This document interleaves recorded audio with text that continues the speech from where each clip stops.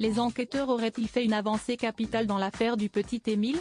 Disparu le 8 juillet dernier, le petit garçon de 2 ans et demi est toujours introuvable, mais les gendarmes semblent désormais intéressés par un jeune agriculteur connu dans le hameau et qui se serait brouillé avec la famille du garçonnet. Une théorie qui ne plaît pas du tout aux proches du jeune homme. Serait-il la clé du mystère? Alors qu'on ne sait toujours pas où se trouve le petit Émile, volatilisé cet été au Auvernais alors qu'il était chez ses grands-parents en vacances, ni ce qui lui est arrivé, les gendarmes semblent s'intéresser de plus en plus au cas d'un jeune homme, un agriculteur, de ce village des Alpes de Haute-Provence, selon nos confrères de BFM d'ici.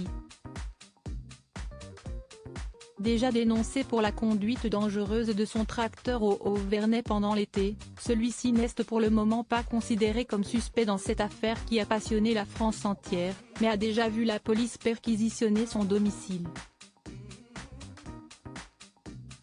Son emploi du temps de l'après-midi du 8 juillet, bien sûr, est lui aussi passé au peigne fin. Mais si les gens du village semblent considérer que ce jeune homme pourrait bien avoir quelque chose à voir avec la disparition du garçonnet, sa famille est très en colère. Et notamment son cousin, qui a témoigné toujours sur la même chaîne.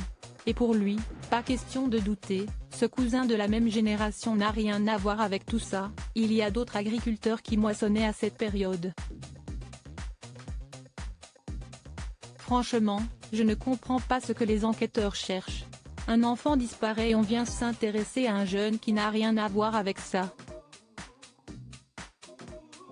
Faut pas s'étonner si rien n'avance, a-t-il expliqué, avant de se justifier sur un point que les enquêteurs ont relevé. Dans l'après-midi du 8 juillet, les deux cousins qui ont été élevés ensemble se seraient en effet appelés.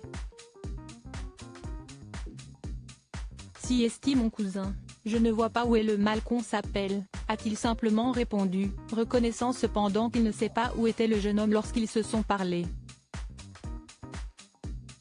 Sa famille est quant à elle sûre et certaine qu'il n'était pas au Auvernais. La clé du mystère se trouverait-elle donc là? Pour le moment, rien ne permet de l'affirmer.